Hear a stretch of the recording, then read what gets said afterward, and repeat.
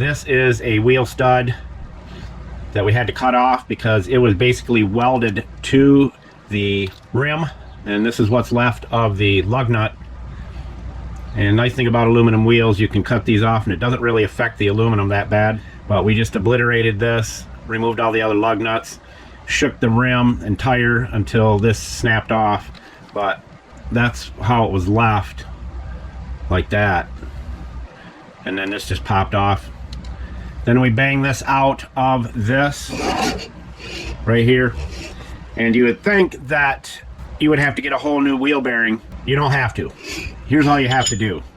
Very simple. You take your new lug and you put it in the back side. You have to rotate the wheel so that that stud will come past here.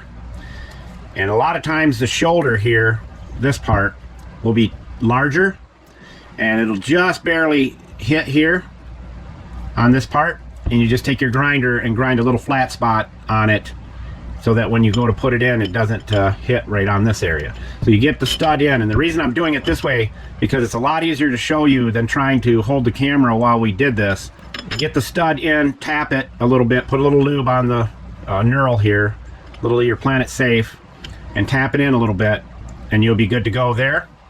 Then all you do is take a nut that's larger than the stud, because a lot of times there's a shoulder, this part right here, and if you use the lug nut to pull this in, it will hit. So use a nut that's bigger, and that will go right over the stud. So then after you do that, then you take your lug nut or any nut you have, this just happens to be a nylock nut, tighten it down onto the stud and hold it there. Then the secret to all of this is really the cool part of it, is you take your air chisel with a blunt end, put your ratchet on the nut, and you'll reach in, and all you have to do is hit the stud just a little bit. There's going to be some sound effects here. Hit the air hammer on it just a couple of times, and then that'll tighten up. And then if you try to turn this, you will not get it unless you hit it with some vibration. Hit it again with your Ingersoll Rand, and then it'll tighten up again. Just keep doing that, a little bit of vibration, a little tightening, and you will pull that stud right back into where it needs to be, flush. Because you will never get a hammer or a chisel or anything in the backside to whack that in there. It will end up going in a little bit, and then you'll hit it again and it'll fall back out. You've got to do the tightening and then hit it with vibration. Tighten, vibration. And this is the key. This, like I said in other videos, this is probably one of the handiest tools to have around. Okay? A lot of things cannot take vibration in any way, shape, or form.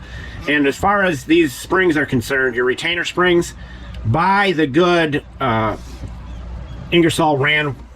This one has a little broken piece only because it got dropped, but this spring has been on here for 10 years, and this tool has been used heavily, and it just stays with you day after day, year after year. And you put a little Planet Safe in there, 2 or 3 drops is all you need.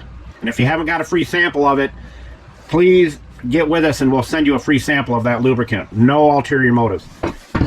So that's it. That's how you get a stud back in when you have to cut it off. Or if you snap the stud, snap it off, you got to knock it out and then get a new one in it, and you're probably thinking, I got to buy a whole new wheel bearing.